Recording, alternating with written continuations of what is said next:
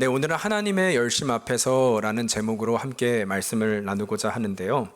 여러분, 지난 시간을 좀 우리가 떠올려 볼게요. 어떤 일이 있었나요? 성령이 충만한 이 스데반, 일곱 지사 중에 한 명으로 세움을 받은 이후에 회당에서 여러 종교 지도자들과 변론이 있었습니다. 그러나 성경은 비록 그가 다수의 사람들, 이 종교 지도자들이 그를 향해 많은 비난과 또 변론을 하고자 했지만 결코 그들은 스데반을 당해내지 못했다라고 기록하고 있습니다. 사실 당연한 이유는 성경의 기록을 보면은요, 그는 성령과 지혜가 충만한 자, 은혜와 권능이 충만하여 또 지혜와 성령이 충만하였다고 그를 묘사하고 있거든요. 한마디로 말하면 그는 성령에 충만한 사람이었기 때문에 결코 그들이 감당할 수 없는 것이 너무나 당연한 결과였던 것이죠. 여러분, 그런데 문제는 이러한 이유로 종교 지도자들이 자신들의 뜻대로 되지 않자 잘 풀리지 않으니까요, 억지로 이 스데반에게 죄명을 씌우게 되는데, 예수님께서 성전을 모독하고 모세의 율법을 폐하고자 하였다, 그것을 스데반은 가르쳤다라고 하는 이 잘못된 누명을 씌우게 됩니다. 그러나 이것을 지난주에 말씀드렸죠. 우리 예수님은 성전을 헐라 말씀하신 것이 아니라 예수님이 성전이고 나를 통하여 구원의 이름을 말씀하신 것이고, 한 번도 율법을 폐하고자 하신 것이 아니라 오히려 율법을 완성하시겠다라고 말씀하셨다는 것입니다. 그러니까 지금 이들의 이 모든 것들은 억지인 것이고 단지 스데반을 무너뜨리기 위한 하나의 만들어낸 말이었다는 것입니다. 그리고 여러분, 오늘은 이제 그 이후의 사건인 거예요. 이후의 일입니다. 이에 오늘 1절을 보니까요, 오늘 말씀은 한 대제사장의 질문으로부터 시작되는데요, 그 질문은 바로 이것입니다. 그렇다면 지금 이 사람들이 얘기한 이 모든 것들이 사실이냐라는 질문이에요. 정말 너가 그 말을 했는가, 그 말을 한 것이 맞는가 라는 질문으로 시작됩니다. 그리고 이에 스데반은 아주 긴 설교를 하게 되죠. 그리고 사실 이 설교를 끝으로 스데반은 예루살렘의 첫 순교자가 되게 됩니다.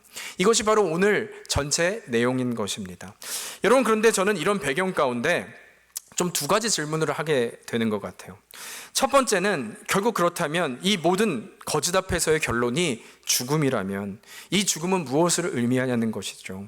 사실 여러분, 우리도 동화를 보면 권선징악이잖아요.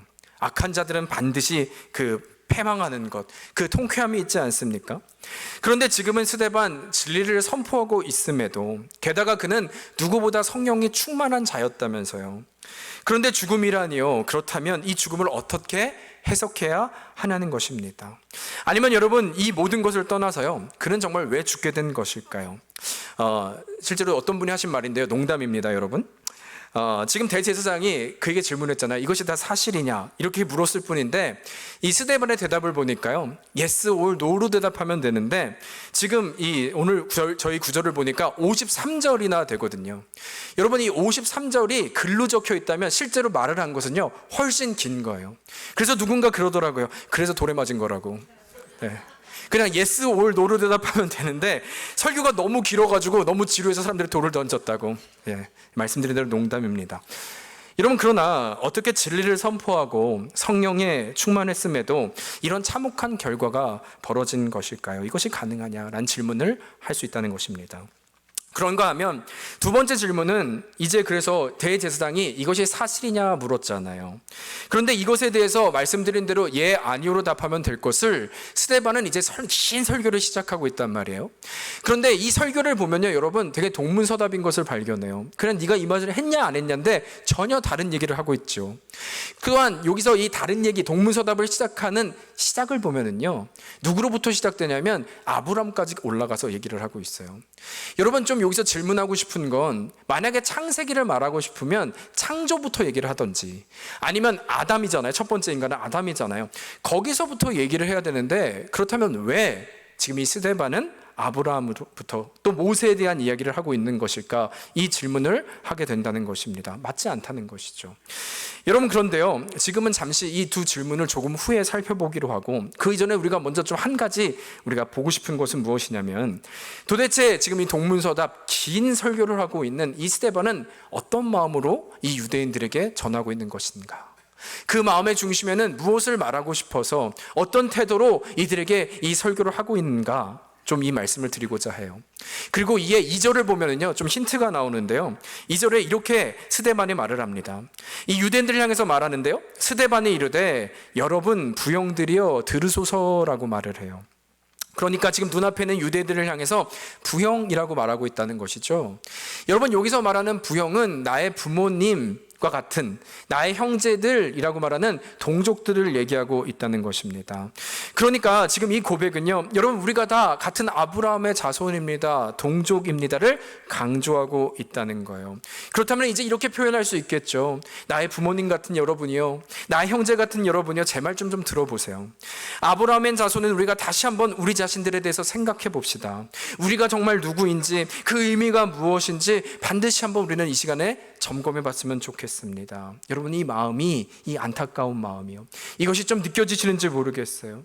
그러니까 결코 지금 이 설교는 이 동족인 이들을 향해 대항하고 있는 것이 아니라 진리의 메시지를 반드시 그들에게 말해줘야 되는, 그들이 들어야 되는 그 안타까움과 긍휼함이 가득 차 있는 메시지라는 것입니다. 여러분, 그래서 실제로 이 스데반의 마지막을 보면은요, 마지막 돌 맞기 전이요, 예수님 앞에 그가 두 가지를 마지막으로 기도하게 되는데, 첫 번째는 주님 내 영혼을 받아주시옵소서라는 기도를 하고요, 두 번째 내용을 여러분 기억하십니까? 그것은 바로 그러나 주님 이 죄를 저들에게 돌리지 마시옵소서라는 고백을 해요. 결코 그들을 향한 억울함과 울분을 쏟아내고 있는 것이 아니라 오히려 그 누구보다 그들을 사랑하게 나오는 그 진심, 아니 어쩌면 이것이야말로 하나님이 성령 충만한 스데반을 통하여 이 유대인들에게, 아니면 여러분과 저에게 전하고 있는 메시지가 될 수 있다는 것입니다. 여러분, 따라서 이것이 우리에게 의미가 있는 것은요, 말씀드린 대로 우리에게 주는 메시지라는 거예요.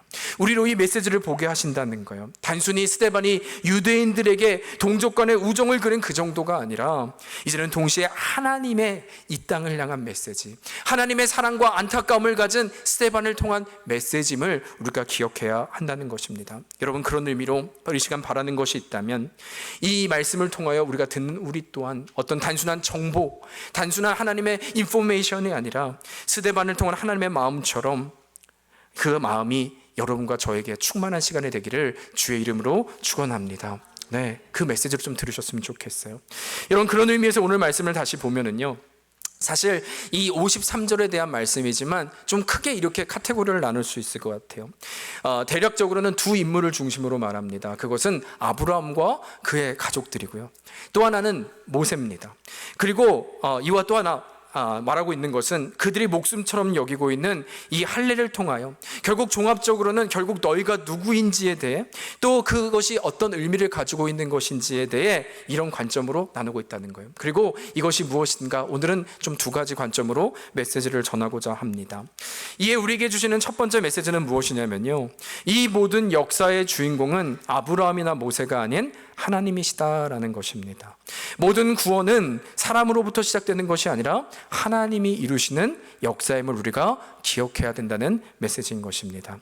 여러분, 그런 의미에서 제가 말씀을 시작하면서 드렸던 두 번째 질문 있잖아요. 왜 이 설교의 시작이 창조 아브라함부터가 아니라 창조 아담으로부터가 아니라 아브라함으로부터 또 모세를 이야기하고 있는가? 사실 여기에 대한 답은요, 이 두 인물이 가지고 있는 공통점이 한 가지 있는데, 이것은 이들이야말로 유대인들에게는 바로 국부라고 여길 수 있는 영적인 완전한 아버지라고 하는 이 공통점이 있기 때문이라는 거예요. 그들에게는 절대적인 존재라는 것이죠. 실제로 이들이 얼마나 절대적인 존재였는가 보면 유대인들이 가지고 있는 마음에는요, 선민사상이라는 것이 있거든요. 그러니까 자신의 조상이 믿음의 조상 아브라함이었다는 것이죠. 그야말로 하나님께 선택받은 민족, 선택받은 조상이었고 우리가 그의 민족이라고 믿는 것입니다. 또한 이 모세를 통하여 하나님의 구원을 이룰 수 있는 율법을 모세가 받았기에 우리 민족이야말로 택하신, 구원을 받은 유일한 민족이라고 믿는 것이죠. 여러분, 그러하기 때문에 이 유대인들은 하나님을 믿는 우리 민족과 저 이방인을 바라볼 때 사람으로 취급하지 않아요. 그들을 개나 어떤 돼지로 취급하는 것이죠. 왜? 우리만이 하나님의 백성. 그 정도로 아브라함이라고 하는 이 믿음의 조상 아브라함이라고 할 때는, 또 모세라고 할 때는 이들은 절대적인 존재였다는 것입니다. 그런데 이에 대해 이제 스데반은 말하는 거예요. 이제 부용들이여 말하는 거예요. 다시 한번 생각해 보자라고 얘기를 하고 있는 것입니다. 사실 이것 때문에 죽게 되는 것이죠. 그리고 그 질문은 무엇이냐? 이 생각해보자고 하는 것은 결국 요약하면 이런 것입니다. 정말 아브라함이 믿음이 좋아서 믿음의 조상이 된 것인가? 그는 정말 스스로 구원을 얻을 수 있을 정도로 완전하고 의로웠다고 생각하는가? 아니면 조금 더 확장해서, 그렇다면 정말 이 땅에서 인간 스스로 구원을 얻을 수 있는 사람이 있는가? 이것이 가능한가? 바로 이 질문을 하고 있다는 거예요. 그러면서 스데반은요, 그 근거로 아브라함의 몇 가지 과거를 말씀을 통하여, 설교를 통하고 전하고 있는데요. 여러분, 오늘 이 말씀을 근거로 좀 전할 때 여러분도 좀 잘 주의해서 보셨으면 좋겠어요. 먼저는 2절입니다. 2절 한번 같이 읽을까요? 시작. 스데반이 이르되 여러분 부형들이여 들으소서. 우리 조상 아브라함이 하란에 있기 전 메소포타미아에 있을 때에 영광의 하나님이 그에게 보여. 지금 이 말을 하고 있는 건데요. 여러분, 지금 말씀의 시작을 어떻게 합니까? 그가 하란에 있기 전 어디에 있었대요? 메소포타미아에. 여러분, 그가 메소포타미아에 있었다는 말은 그의 아버지 데라와 함께 있었다는 거예요. 근데 여기서 아버지 데라가 등장하는 이유는 그의 아버지가 우상을 만드는 사람, 우상을 만드는 직업을 갖고 있었기 때문인 것입니다. 여러분, 따라서 우리가 전에도 말씀드렸지만 이 고대 근동이라고 하는 시대적인 배경을 볼 때 한 가정에서 두 신을 섬기는 것이 가능했을까? 이것은 불가능한 거예요. 말도 되지 않는 것입니다. 그래서 지금 그 얘기를 하는 것이죠. 그렇다면 어떻게 그는 하나님을 믿게 되었는가? 이때 마지막에 보이세요? 1절, 2절 마지막에 메소포타미아에 있을 때에 누가 그에게 보여? 영광의 하나님이 그에게 보이셨다. 무엇을 말하는 것입니까? 이 불가능한 상황의 시작부터 누가 인도하신 것인가? 아브라함이 믿음에 좋아서가 아니라 하나님의 영광을 그에게 보여주심으로, 다시 말하면 하나님이 시작하셨기에 아브라함은 움직일 수 있었다는 것입니다. 여러분, 그러나 이것이 전부가 아니에요. 이렇게 하나님의 은혜로 하나님의 영광까지 보여주면서 아브라함은 움직였지만 3절과 4절입니다. 3절 제가 읽을게요. 이르시되 내 고향과 친척을 떠나 내가 내게 보일 땅으로 가라 하시니, 그러나 4절에 아브라함이 갈대아 사람의 땅을 떠나 하란에 거하다가 그의 아버지가 죽음에 하나님이 그를 거기서 너희 지금 사는 이 땅으로 옮기셨느니라.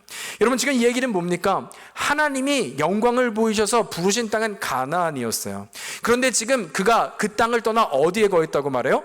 하란에 머물렀다는 거예요. 하나님의 부르신 땅으로 영광까지 보여주셨는데 가지 못했다. 왜냐하면 그 당시에 이 하란이라고 하는 땅이 훨씬 더 도시가 발달해 있었거든요. 거기서 그냥 멈춰버렸던 것이죠. 그러나 이때도 여러분 또 한 번의 은혜가 찾아오는데, 이 구절도 뭐라고 얘기합니까?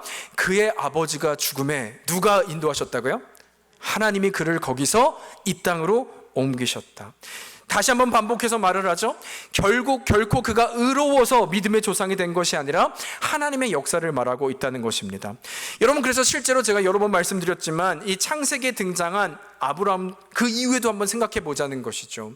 비록 이러한 사건으로 그 다음에 가나안 땅으로 가게 되지만 그 땅이 흉년이 들자 그들은 조금도 주저하지 않고 이집트로 향하게 되잖아요. 그러나 그곳에서 아내가 너무나 아름다워 죽을 것 같아 이 아내를 누이로 속이지 않습니까? 여러분, 아내를 속이는 이런 일, 그의 모습에 어디 믿음의 조상의 흔적이 있나요? 여러분, 그래서 실제로 로마서 4장 2절을 보면요, 이 아브라함에 대해서 아주 정확하게 정의를 내리는데요. 같이 읽겠습니다. 시작. 만일 아브라함이 행위로서 의롭다 하심을 받았으면 자랑할 것이 있으려니와 하나님 앞에서는 없느니라. 여러분, 너무 정확히 얘기하시죠. 그는 결코 의롭지 않았다는 거예요. 여러분, 그러나 여기서 의라는 것을 좀 우리가 기억하고 짚고 넘어가야 되는데, 이 의가 왜 중요한 것이냐? 여러분, 죄의 삭시 사망이라면 구원은 누가 이룰 수 있는 것이냐면요, 이 죄가 없는 의로운 자만 얻을 수 있는 거예요. 의로운 자가 얻을 수 있는 그 선한 행실을 말하는 것이 아니라 그 하나님의 완전한 의로움을 얘기하고 있는 것입니다. 그렇다면 지금 이 말씀에 근거했을 때 아브라함은 구원을 이룰 정도의 의로움이 있었다는 거예요? 없었다는 거예요?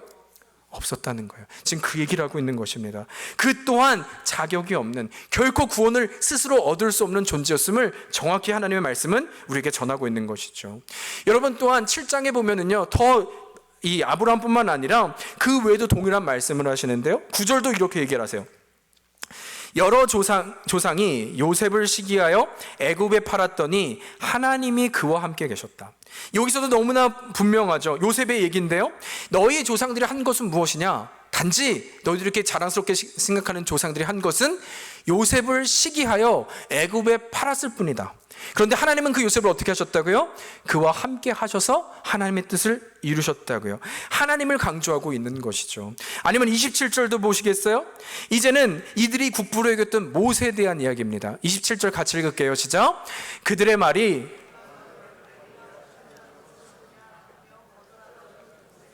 하나님은 가시나무 떨기 가운데서 보이던 천사의 손으로 관리와 속량하는 자로서 보내셨네. 여러분, 지금 이 모세도 보세요. 뭐라고 설명하고 있습니까? 세상은 누가 너를 관리와 재판장으로 세웠느냐. 다시 말하면 모세는요, 세상에서 거절된 자, 버려진 자였다는 것입니다. 그런데 이 거절됐던 모세를 누가요? 하나님께서 속량하신 자로 보내셨다는 거예요. 지금도 너무나 분명하게 말씀하시는 것이죠. 이 모든 것은 인간을 강조하고 있는 것이 아니라 하나님의 열심을 말씀하고 있다는 거예요. 결코 우리가 무엇이 되어서가 아니라 이 메소포타미아에 있을 때 영광의 하나님이 그게 보여주셨기 때문에. 그러나 그럼에도 불구하고 그는 하나님에 머물렀잖아요. 또 그 이후에도 하나님이 다시 은혜를 주셔서 애굽에 갔지만, 그곳에서 아내를 속였지만 그 이후에 놀라운 일들 여러분 기억하시죠? 이제는 그날 밤 꿈에 등장합니다. 누구의 꿈에요? 바로의 꿈에. 너가 가만두지 않겠다. 이때 이 놀라운 꿈의 결과로 바로는 그 다음날 모세를 불러 재물과 가축을 주고 너가 나를 죽이려 하느냐 보내잖아요. 여러분, 그래서 여러분 질문 드렸죠. 이때 가장 놀란 사람이 누굴까? 누구였다고요? 아브라함이요. 아브라함은 너무나 놀랐을 거예요. 도대체 내가 아는, 나를 만나주신 이 하나님이 누구시기에 이 땅의 최고의 신이라고 말하는 바로까지 쩔쩔매게 할 수 있을까? 두렵게 할 수 있을까? 도대체 이 하나님이 누구시기에 내가 죄를 짓고 내가 아내를 누이로 속였음에도 불구하고 나에게 이런 은혜를 더하시는 것일까? 도대체 그분은 누구신가? 나로 그분을 알게 하시고 인도하시느냐? 가장 충격을 받고 놀란 사람은 바로 아브라함이었다는 것입니다. 여러분, 그래서 지금 이 모든 과정 통하여 보라는 거예요. 하나님의 열심히 그에게 믿음을 더하셨고 그를 믿음의 조상 되게 하신 분은 바로 하나님이시라는 것입니다. 이것이 하나님의 역사임을 우리로 보고해 하신다는 거예요. 여러분, 그래서 실제로 이것이 어디까지 인도하시냐면요, 5절 보시겠어요? 5절을 보면 이렇게 얘기를 하죠. 그러나 여기서 발 붙일 만한 땅도 유업으로 주지 아니하시고 다만 이 땅을 아직 자식도 없는 그와 그의 후손에게 소유로 주신다고 약속하셨으며, 아브라함에게 주신 약속입니다. 여러분, 그런데 이 구절을 보면요, 좀 두 가지를 발견할 수 있어요. 먼저는 이 구절을 세상적으로 해석하면요, 이건요 완전 사기입니다. 여러분, 한번 생각해 보세요. 지금 이 말씀은 마치 세상적으로 하나님께서 뭐라고 얘기하시는 거냐면, 그에게 땅을 주면서 자, 내가 너한테 땅을 줄게, 잘 가꿔봐, 이런 말이 되죠. 내가 너에게 자손을 주면서 얘가 저 하늘의 별처럼 많은 후손을 갖게 될 거야 라고 하면 리즈너블한 이야기입니다. 그러나 지금 주님의 말씀은 뭐라는 거예요? 땅도 유업으로 주지 아니하시고 이 땅을 아직 자식도 없는 그에게 라고 말하죠. 여러분, 이건 완전 사기지 않습니까? 뭘 보여주시지도 않고 뭘 다 하는 거예요. 근데 놀라운 것은 여기서 그 자식과 땅은 주시지 않았는데 무엇을 주셨대요? 소유를 주신다고 약속하셨다. 약속을 주셨다는 것입니다. 언약을 주셨다고 지금 말씀하고 있는 것입니다. 여러분, 이것이 의미하는 것이 우리에게 너무나 중요해요. 하나님이 다른 것은 땅도 보여주시지 않고 이 후손도 주지 않았지만 이 아브라함에게 언약을 먼저 보여주셨다는 것을 우리는 기억해야 됩니다. 왜냐하면 여러분, 이 언약이라는 것이 무엇이냐면요, 제가 지난주 새가족 때도 얘기했는데, 제가 이 팬데믹 때 몇 년 전에 제 차가 밴이었거든요. 이 밴을 가지고 저희 가라지에 주차를 하는데 제가 깜빡하고 트렁크 문을 안 닫았어요. 그러니까 트렁크 열린 채로 이렇게 들어갔겠죠. 근데 살짝 이상한 소리가 나길래 백밀러로 봤더니 뭐 괜찮은 것 같아요. 그래서 아무 생각 없이 가라지 문을 닫는 순간 그 유리가 와장창, 정말 산산조각 났던 그런 적이 있습니다. 여러분도 남의 차라고 또 아무렇지 않게 이렇게 쳐다보시는데, 네, 고생했습니다. 제가 완전 산산조각 났어요. 여러분, 그 순간이 났을 때 제가 무엇을 했을까요? 그냥 걱정했을까요? 이거 해결해야 되잖아요. 뭘 했을까요? 인슈런스 계약서를 본 거죠. 이 계약서에 유리에 대한 해결책이 있는가? 혹시 이것에 대한 조항이 들어있는가? 물론 혜택을 받지 못했지만 여러분, 제가 말하고 싶은 건 이 조항이 뭘 얘기하냐는 거예요. 제가 그래서 인슈런스 컴퍼니에 전화를 했거든요. 여러분, 제가 전화를 하면서 이런 감정으로 전화했을까요? 혹시 내가 목소리가 떨리면 내 감정 때문에 안 들어주면 어떡하지? 혹시 내가 잘못했다고 해서 이걸 안 들어주면 어떡하지? 여러분, 이런 걱정을 하시면서 이 인슈런스 컴퍼니에 전화하신 분 있습니까? 아니죠. 뭐가 중요한 거예요? 이 계약서에, 이 약속에, 이 언약에 유리가 깨지면 보상해 주겠다, 이 항목이 있느냐 없느냐로 모든 것이 결정되잖아요. 내 감정이 어쨌든 내가 두렵던, 내가 놀랐던 것과 상관없이 그 언약에, 그 계약에 약속만 있으면 이 유리는 해결되게 되어 있잖아요. 그런데 놀라운 것은 하나님의 언약을, 하나님이 지금 약속하고 있다라는 것입니다. 여러분, 무엇을 얘기하고 있는 것입니까? 이것이 하나님이 우리에게 대한 약속인 거예요. 이 모든 것은 내가 반드시 보이지 않아도, 들리지 않아도, 주어진 것이 없다고 할지라도 이 언약을 통해서 내가 이루겠다고 하는 하나님의 말씀을 우리에게 전하고 있는 것입니다. 그런가 하면 두 번째로, 하나님은 이 언약을 우리로 믿게 하시는 열심을 갖게 하신다는 거예요. 갖고 계시다는 거예요. 우리로 이 언약을 주셨을 뿐만 아니라, 여러분, 믿음은 뭐라 그래요? 선물이라 그러죠. 그래서 이 언약을 믿게 하시기 위해서 우리가 아니라 하나님의 열심으로 이것을 믿게 하시는 일도 하나님이 다 하고 계시다는 것입니다. 여러분, 그래서 보세요. 지금 아브라함의 여정이요, 말씀드린 대로 그는 하란에 머물렀을 뿐인데, 또 그는 아내를 속였을 뿐인데, 하나님은 이 바로의 꿈에 나타나 아브라함에게 하나님이 누구신지를 드러내시고 그에게 믿음을 더하여 주시고 계시다는 거예요. 내가 이런 하나님이야, 내가 누군지를 알게 하심으로 이 언약과 보이지 않아도, 후손이 없어도 이 언약으로 오늘을 살게 하시는 그 하나님이라는 것입니다. 여러분, 그래서 요셉의 스토리도 한번 생각해 보세요. 우리가 오해하지 말 것은, 여러분, 요셉 하면 우리는 무슨 성공 신화라고 생각을 하는데, 여러분, 그것은 오해입니다. 요셉의 스토리는요, 철저하게 거절의 스토리고요, 철저하게 억울의 스토리고요, 철저하게 배신받는 스토리입니다. 그래서 이때도 만일 우리가 앞을 모른다고 하면은요, 세상적으로 볼 때 그는 형들에게 버려진 슬픔을 가진 자의 스토리고요, 인생이 끝난 것 같은 스토리고요, 현재의 요셉이 우리였다면 그냥 세상적으로 말할 때 팔자 사나운 거예요. 내 인생은 답이 없는 것이 바로 요셉의 스토리를 말하고 있는 것입니다. 여러분, 그런데 이 기구한 팔자처럼 보이는 그에게 창세기 45장 7절과 8절은요, 그가 이렇게 고백하게 만들어요. 7절입니다. 하나님이 큰 구원으로 당신들의 생명을 보존하고 당신들의 후손을 세상에 두시려고 나를 당신들보다 먼저 보내셨나니, 같이 읽을까요? 시작. 그런즉 나를 이리로 보낸 이는 당신들이 아니요 하나님이시라. 하나님이 나를 바로에게 아버지로 삼으시고 그 온 집의 주로 삼으시며 애굽 온 땅의 통치자로 삼으셨느니라. 여러분, 하나님이 이 모든 여정에 믿음을 더하셔서 하나님의 경륜을 보게 하신 거예요. 하나님의 인도하심을 보게 하신 거예요. 이 되어가는 과정에 뒤를 돌아보니까 하나님의 역사를 보게 하셨다는 것입니다. 그래서 지금 어떤 고백을 해요? 하나님께서 큰 구원으로 당신들의 생명을 보존하고 후손을 세상에 두시려고 나를 보내주신 것이고, 이제 신앙의 고백으로 그런즉 나를 이루어 보내신 이는 당신들이 아니라 하나님이십니다. 이 믿음의 고백을 하나님의 모든 역사를 가운데 요셉은 고백하고 있다는 것입니다. 하나님의 언약뿐만 아니라 이를 이루신 믿음까지 더하신 하나님의 역사를 요셉은 고백하고 있다는 거예요. 여러분, 그렇다면 이것이 우리에게 의미하는 것은 너무나 분명합니다. 성경이 우리에게 말하는 것은 무엇일까요? 여러분, 저는 때로는 이런 생각을 해요. 하나님께서 우리가 하도 못 알아들으니까, 얼마나 답답하시면 성경은 다 스토리잖아요. 이 성경의 인물들을 통해서 우리에게 깨닫게 하시려고 말씀하시는 것은 아닐까? 무엇일까요? 지금 바로 이 스토리죠.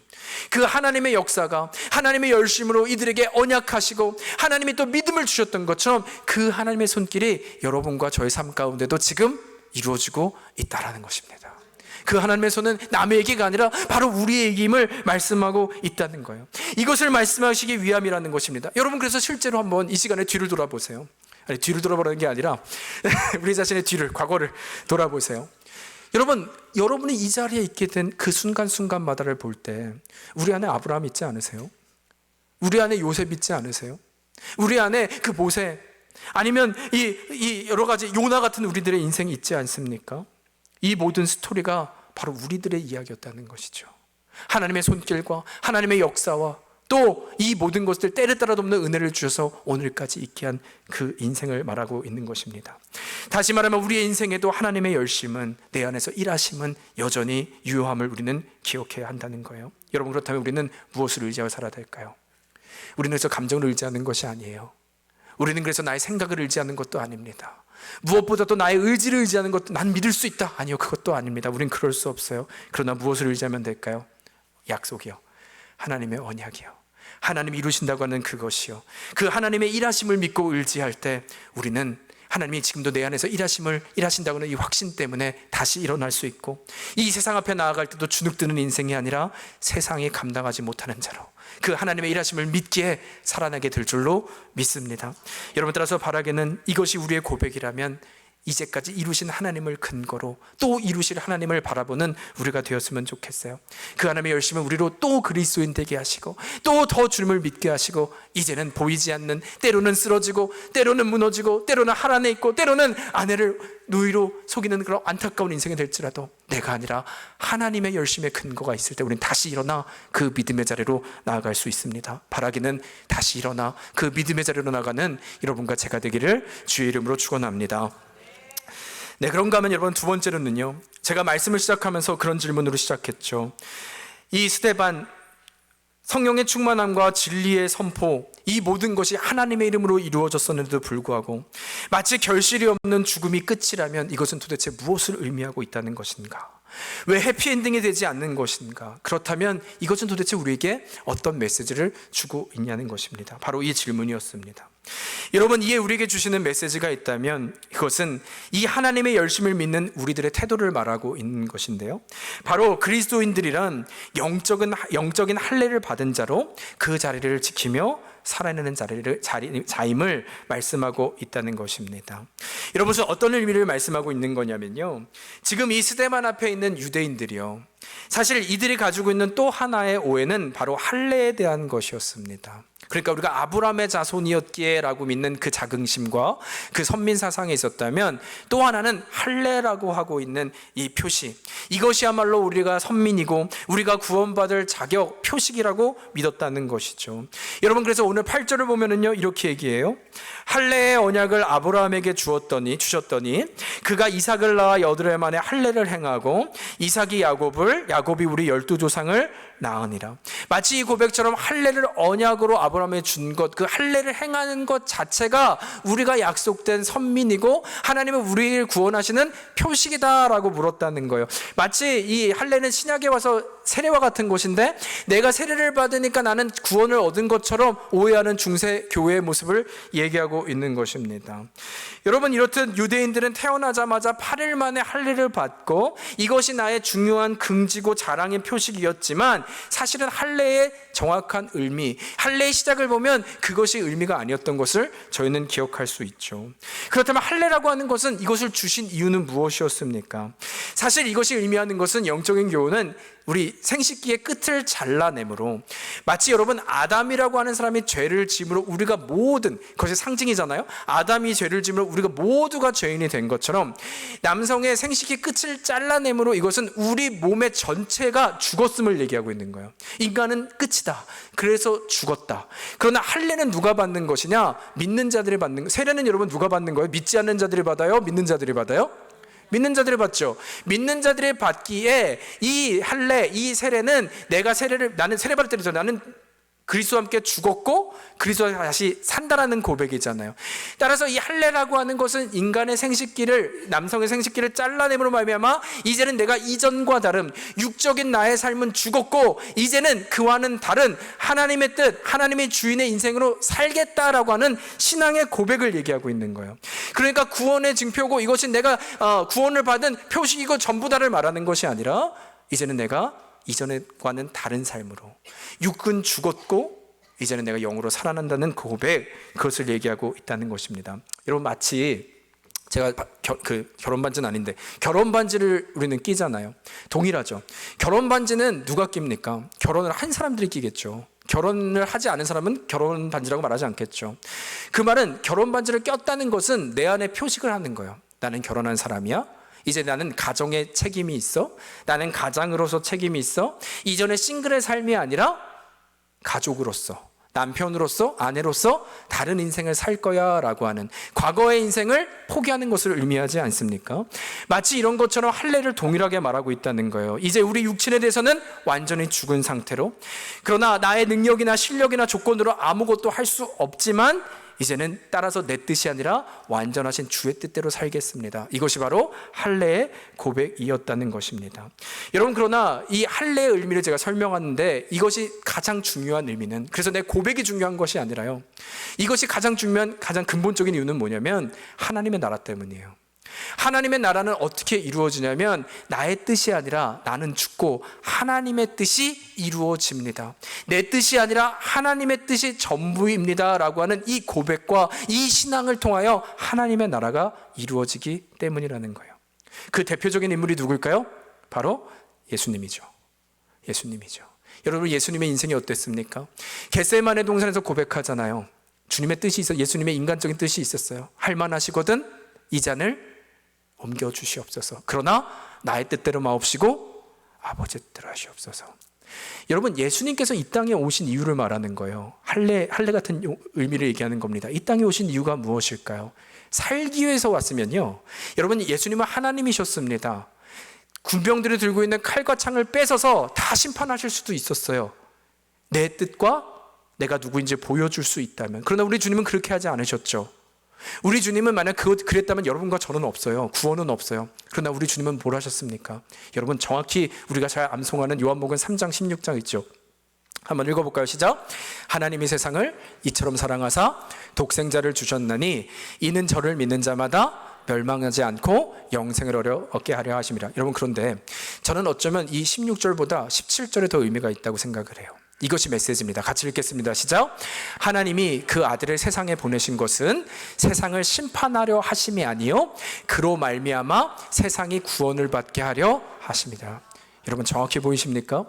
심판하려 하심이 아니라, 심판은 뭐예요? 칼과 창을 뺏어서 다 죽이면 되는 거예요. 근데 우리 주님이 오신 목적은 그게 아니었다는 거예요. 뭐 위해서 오셨다? 죽기 위해서 오셨다는 거예요. 하나님의 뜻입니다. 하나님의 방법입니다. 그런데 놀라운 것은 그 하나님의 방법, 죽는 방법, 내 의지와 내 뜻이 아니라 나는 할례와 함께 죽었고, 그러나 하나님의 뜻 앞에 내가 철저하게 나아가기 시작할 때 하나님의 나라는 완성된다. 이것을 보여주고 있는 거예요. 그런데 이것이 우리에게 중요한 의미는 뭐예요? 여러분, 그것이 사도행전이에요. 주님께서 승천하시면서 이 하나님 아버지, 이 예수 그리스도의 뜻이 누구에게, 어디에 이루어집니까? 교회를 통하여. 교회는 누군데요? 건물이 아니라 우리다. 주는 그리스도시요 살아계신 하나님의 아들을 믿는 우리다. 그렇다면 이제 우리의 역할은 뭡니까? 내 힘을 가지고 내 자신을 보여주는 것이나, 우리 또한 이 할례의 의미처럼 나는 죽고 하나님의 뜻이 내 안에 이루어지는 것, 그것이 소망이 되어 나아가는 것, 이를 통해 하나님의 나라는 동일하게 이루어지는 줄 믿습니다. 그래서 말하는 거예요. 그래서 말하는 것입니다. 여러분, 저는 그런 의미에서 이번 주 이 말씀을 묵상하면서 어쩌면 우리가 살아가는 믿음의 길이란 참 외로운 길이 맞다라는 좀 생각을 했어요. 참 외로운 길이 맞다. 왜냐하면 여러분, 죽는 거잖아요. 화려하지 않잖아요. 아무도 알아주지 않잖아요. 빛도 나지 않잖아요. 그러나 어쩌면 또 그냥 하루하루를 살아내는 것이 전부일 수도 있겠다라는 생각이 들어서입니다.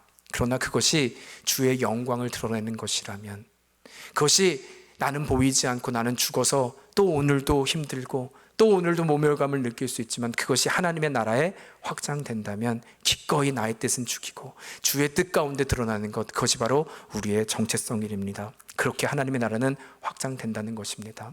여러분, 바라기는 이 신앙의 고백, 하나님의 나라 확장, 우리에게 주신 사명이라면 그 앞에 우리 자신은 죽고 주의 영광이 드러나 고백되는 여러분과 제가 되기를 주의 이름으로 축원합니다. 여러분, 그러면서 말씀을 좀 마치고자 하는데요, 그러면서 저에게 좀 드는 마음은, 이 말씀을 보면서 그렇다면 어떻게 이것이 좀 가능할까? 어떻게 하면 이것이 나는 죽고 주의 영광 가운데 조금 더 그 하나님의 이루심 앞에 나아갈 수 있을까 좀 고민하다가 떠오른 한 인물이 있는데요, 조금 전에 나왔던 좀 모세인 것 같아요. 왜냐하면 이 모세를 잠깐 떠올려 보니까요, 모세가 우리 주님을 만났던 시간이 있잖아요. 그의 인생 가운데 우리 할례라고 하면 비포와 애프터가 있다면 그 떨기나무에서 주님을 만났을 때이지 않습니까? 그때가 완전 바뀌었을 때잖아요. 그런데 그 당시를 우리가 잠깐 좀 여러분 과거로 돌아가 보면 떨기나무에서 모세가 만날 때 우리 하나님이 말씀하세요. 이곳은 거룩한 곳이니 내 신을 벗어라. 그리고 한 가지를 명하시죠. 너는 저 바로에게 가서 내 백성을 내보내라고 명하십니다. 가서 전하라고 말하는 거예요. 여러분 어땠을까요? 이 말을 들은 모세가 어땠을까요? 왜냐하면 사실 그 당시 이 바로 앞에 나아가는 것 자체가 하나님께 나아가는 것보다 더 무섭거든요. 실제거든요. 그러지 않았겠습니까? 말 한마디 잘못하면 그냥 내 목숨이 날아가는 건 일도 아니었기 때문입니다. 여러분 그렇다면 이런 시대적인 배경에 처음으로 하나님을 만났는데 모세가 우리가 영화에서 봤던 것처럼 바로 앞에 가서 큰 소리로 담대하게 내 백성을 내놔라 이랬을까요? 저는 안 그랬을 것 같아요. 아니 그러지 못했을 것 같아요. 오히려 저는 이 바로가 하나님보다 더 하나님처럼 보인다면 비록 하나님이 시켜서 가긴 갔지만 바로가 질문했겠죠. 너 왜 왔냐? 아주 개미 같은 소리로 말하지 않았을까? 하나님이 들릴 때마다 하나님이 내 백성을 내보내라고 명하십니다. 바로가 잘 안 들리는 거예요. 뭐라 그러는지. 환관에게 묻습니다. 쟤 지금 뭐래냐? 환관이 말하기를 자기네 노예들 다 지금 우리 노예들 다 내보내달라고 합니다. 여러분 바로가 무슨 생각했을까요? 쟤 뭐라는 거냐? 야 쫓아내. 쟤 말도 안 되는 소리 하지 마. 쫓아내. 여러분 이게 더 현실적이지 않을까요? 전 좀 이런 상상을 하게 되는데요. 여러분 그런데 그러고 나서 실제로 모세는 갑니다. 네, 그 자리에 나갑니다. 그리고 다시 하나님 앞에 서요. 여러분 하나님 앞에 섰을 때 그의 모습은 어땠을까요? 그때 우리 주님이 다시 묻는 거예요. 하나님이 묻는 거예요. 너 내가 하라는 대로 말했느냐? 그때 모세가 대답하는 거죠. 울며 기며 말합니다. 하나님 제가 했습니다. 네 했습니다. 하나님이 시키는 대로 다 말했습니다. 난 최선을 다했고 그러나 보시라고 결과를 보시라고. 그래서 지금 나 보이냐고. 쫓겨나지 않았냐고. 아무것도 얻지 못하고 사람들이 말도 안 되는 이상한 사람처럼 바보 취급을 받고 이 자리에 있지 않냐고. 어쩌면 그 말투에는 원망과 불평이 섞여 있고 울먹이는 목소리가 있지 않았을까 하는 거예요. 그 목소리로 떨리고 두렵고 원망 섞인 수많은 감정 앞에 하나님께 말하고 있는 것이죠. 하나님 그래서 말했잖아요. 제가 안 간다고. 하나님 그래서 말했잖아요. 저는 못한다고. 이것이 어쩌면 모세의 고백이지 않았을까 하는 것입니다. 여러분 그런데요. 그 위에 모세를 여러분 기억하십니까? 그럼에도 불구하고 놀라운 것은요. 모세는 이런 이해가 안 되고 말도 안 되는 상황 가운데 하나님이 또 가라고 할 때 또 가요. 용기가 있어서 갔을까요? 이전과 달라져서 갔을까요?